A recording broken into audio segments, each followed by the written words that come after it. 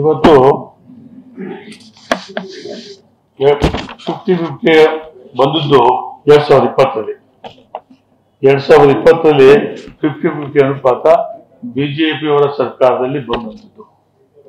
ಆ ಬಂದಾಗ ಬಿಜೆಪಿಯವರು ಅವರ ಅಧ್ಯಕ್ಷ ಅವಧಿಯಲ್ಲಿ ಏನೇನು 50-50 ಏನು ಹಂಚಿಕೆ ಇದೆ, ಬೇರೆ ಇತರ ಹಂಚಿಕೆ ಎಲ್ಲನೂ ಕೂಡ ಕಾನೂನು ಬಾಹಿರವಾಗಿರ್ತಕ್ಕಂಥದ್ದು ಕೂಡ ಮಾಡಿದ್ದಾರೆ.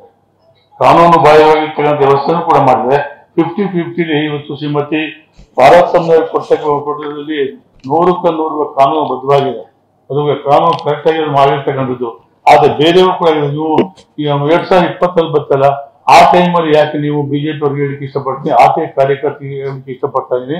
ನೀವು ಯಾಕೆ ಆ ಕಾಲದಲ್ಲಿ 2020 ನೀವು ಇದ್ರ ಬಗ್ಗೆ ಆರೋಪ ಇದೆ, ಇದ್ರ ಬಗ್ಗೆ ಇಲ್ಲಿ ಕೆಟ್ಟದ್ ಮಾಡಿದ್ದಾರೆ ಅಂತ ಯಾಕೆ ಹೇಳಿ, ಅವ್ರ ಪೀರಿಯಡ್ ಹೆಚ್ಚಿನ ಪ್ರಮಾಣದಾಗಿರ್ತಕ್ಕಂಥ ಆದರೆ ಸನ್ಮಾನ್ಯ ಮುಖ್ಯಮಂತ್ರಿಗಳು 40 ವರ್ಷ ರಾಜಕಾರಣದಲ್ಲಿ ಅವರು ಪರಿಶುದ್ಧವಾಗಿರ್ತಕ್ಕಂಥ ತಪ್ಪು ಕೇಳಿರ್ತಕ್ಕಂಥ ಒಬ್ಬ ರಾಜಕಾರಣಿಗೆ ಎಲ್ಲ ಕಾನೂನುಬದ್ಧವಾಗಿರ್ತಕ್ಕಂಥ ಒಂದು ಏನು ಪಾರ್ವತಮ್ಮ ಕೇಸ್ ಮೇಲೆ ಇಂಥ ಒಂದು ದೊಡ್ಡ ಇಶ್ಯೂ ಮಾಡ್ಕೊಂಡು ತನಿಖೆ ಮಾಡ್ತಾ ಇದ್ದಾರೆ.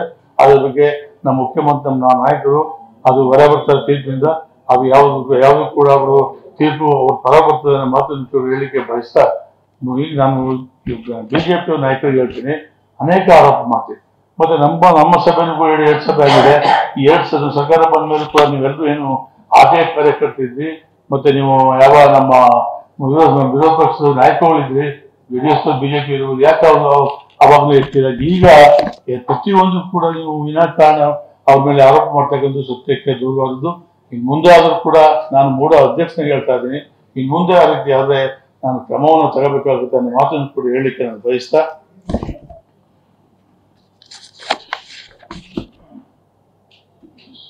ನಾನು ಸುಮಾರು 40 ವರ್ಷಗಳ ಕಾಲ ರಾಜಕಾರಣದಲ್ಲಿದ್ದೀನಿ ಸರ್.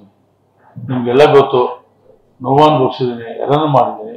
ಆದರೆ ನನಗೆ ರಾಜಕೀಯವಾಗಿ ವಂಚಿತ ಆಗಿರ್ತಕ್ಕಂಥದ್ರಲ್ಲಿ ನಾನು ಒಬ್ಬ ವಂಚಿತ ಆಗಿದ್ದೀನಿ. ನನಗೆ MLC ಟಿಕೆಟ್ ಕೊಡ್ಬೇಕಾಯ್ತು, MLA ಟಿಕೆಟ್ ಕೊಡ್ಬೇಕಾಯ್ತು. ಅದೆರಡೂ ಕೂಡ ತಪ್ಪಾಯ್ತು. ಕಾರಣ ಯಾಕಂದ್ರೆ ನನ್ನ ನಾಯಕರು ಸಿದ್ದರಾಮಯ್ಯವರು ಹೇಳಂತ ಮಾತು ನಾನು ಬೆಲೆ ಕೊಟ್ಟು ಅವರ ಆದೇಶಕ್ಕೆ ನಾನು ತಲೆಬಾಗ್ತಕ್ಕಂಥವ್ರು. MLA ಎಲೆಕ್ಷನ್ ನನಗೆ ಟಿಕೆಟ್ ಕೊಡ್ತೀನಿ ಅಂತ ಹೇಳಿ ಇವೆಲ್ಲ ಆಗಿದ್ರು ಕೂಡ ಬೇರೆ ಪಕ್ಷದಿಂದ ಬಂದಂತ ಒಬ್ಬ ವ್ಯಕ್ತಿಗೆ ಕೊಟ್ಟು ಆದ್ರೂ ಕೂಡ ನಾನು ಸಹಿಸಿಕೊಂಡು ಒಂದು ಪರ ಕೆಲಸ ಮಾಡಿದೆ. ಅವನು ಎಲೆಕ್ಷನ್ ಚುನಾವಣೆ ಸಮರ್ಥವಾಗಿ ನಿರ್ವಹಣೆ ಮಾಡಿದಾನೆ. ಮತ್ತೆ ಅವರು ಪಲಾಯನ ಆಗಿ ಅಂತ ವ್ಯಕ್ತಿಯು ಕೂಡ ನನ್ನ ಮೇಲೆ ಆರೋಪ ಮಾಡ್ತಕ್ಕಂಥದ್ದು ಕೂಡ ನೋಡಿದೆ. ಅಂದ್ರೆ ನನಗೆ ನಿರಂತರವಾಗಿ ಒಂದು ತೇಜವಾದ ಆರೋಪ ಮಾಡ್ತಕ್ಕಂಥದ್ದು ಆಗಿದೆ. ಮತ್ತೆ ನನಗೆ ಇವತ್ತು ಏನಾಗಿದೆ ಅಂದ್ರೆ ಸನ್ಮಾನ್ಯ ಸಿದ್ದರಾಮಯ್ಯ ಮನವಿ ಮಾಡಿದ್ದೆ. ನಾನು ಹೋಗಿ ಕೇಳಿದೆ, ಏನಂತ ಕೇಳಿ ನೋಡಿ ಹಿಂಗೆ ಆಗಿದೆ, ಈ ನಿಮ್ದು ಈ ರೀತಿ ಆಗಿದ್ರು ಕೂಡ ನನಗೆ ನನ್ನನ್ನೇ ದೃಷ್ಟಿಸಬೇಕಂತ ಕೆಲಸ ಆಗ್ತದೆ ತಂದಾಗ ನಮ್ಮದು ನೀನು ಬಂದಿರೋದು ಈಗ ಅದು ಮಾಡಿರೋದು 21-22 ಹೇಗೆ ವ್ಯಕ್ತ ಮಾಡ್ತೀವಿ. ಅವ್ರು ಒಂದೇ ಒಂದು ಮಾತಾಡಿದ್ರು, ನೀನು ತಾಲೂಕ್ ಪಂಚಾಯತ್ ಅಧ್ಯಕ್ಷ ಮಾಡಿದೆ, ಜಿಲ್ಲಾ ಪಂಚಾಯತ್ ಅಧ್ಯಕ್ಷ ಮಾಡಿದೆ, ಯಾವತ್ತಾರು ಇಲ್ಲಿಗಲ್ ಮಾಡೋದು ಹೇಳಿದಾನ ಇಲ್ಲ ಯಾಕೆ ವ್ಯಕ್ತ ಮಾಡ್ತೀನಿ ಅಂತೇಳಿ ಅವರತ್ತೂ ಕ್ಲಿಯರ್ ಮಾಡಾಗಿದೆ. ಸಾರ್ವಜನಿಕರು ಈ ರೀತಿ ನಮಗೆ ಅವಪ್ರಚಾರ ಮಾಡ್ತಕ್ಕಂಥ ವ್ಯವಸ್ಥೆ ಇದೆಯಲ್ಲ, ಅದು ಹೌದಾ ನೋಡಿ. ನನಗೆ ಈಗಾಗಲೇ 3 ಸಾರಿ ನಾನು ಹಾಸ್ಪಿಟ್ಲ್ಗೆ ದಾಖಲಾಗಿದ್ದೀನಿ. ನಾನು ಇವತ್ತು ಕೂಡ ಮಾತಾಡಿ ನನ್ನ ವಾಯ್ಸ್ ನೋಡಿ ಇವತ್ತು ನಾನು ಮಾತಾಡದೇ ಇರ್ತಕ್ಕಂಥ ಪರಿಸ್ಥಿತಿ ಇವತ್ತು ಕೂಡ ಇದೆ. 3 ದಿವಸ ಸನ್ಮಾನ್ಯ ಮುಖ್ಯಮಂತ್ರಿ ನಗರದಲ್ಲಿದ್ರು, ಡಾಕ್ಟ್ರು ರೆಸ್ಟ್ ಬೇಕು ಅಂತ ಹೇಳಿದಾಗ ನಾನು ಅಲ್ಲಿ ಕಾರ್ಯಕ್ರಮ ಭಾಗವಹಿಸಿದೆ. ಇವತ್ತು ಇದ್ರ ಬಗ್ಗೆ ಹೇಳಲೇಬೇಕು ಅಂತ ಹೇಳಿ ಇದು ಬಂದಿರ್ತಕ್ಕಂಥದ್ದು. ದಯಮಾಡಿ ತಾವೆಲ್ಲರೂ ಕೂಡ ಮಾಧ್ಯಮದ ಬಂಧುಗಳಿದ್ದೀರಿ, ಇದ್ರ ಬಗ್ಗೆ ನನ್ನ ತೇಜವಾದ ಮಾಡ್ತಾರೆ, ಅದ್ರ ಬಗ್ಗೆ ಇಡೀ ರಾಜ್ಯದ ಜನರಿಗೆ ತಿಳಿಸ್ತಕ್ಕಂಥ ಕೆಲಸ ಮಾಡಬೇಕು ಅನ್ನೋ ಮಾತನ್ನು ಕೂಡ ಹೇಳಲಿಕ್ಕೆ ಬಯಸ್ತಾ ಮುಂದುವರೆದು ಇವತ್ತು ನಾನು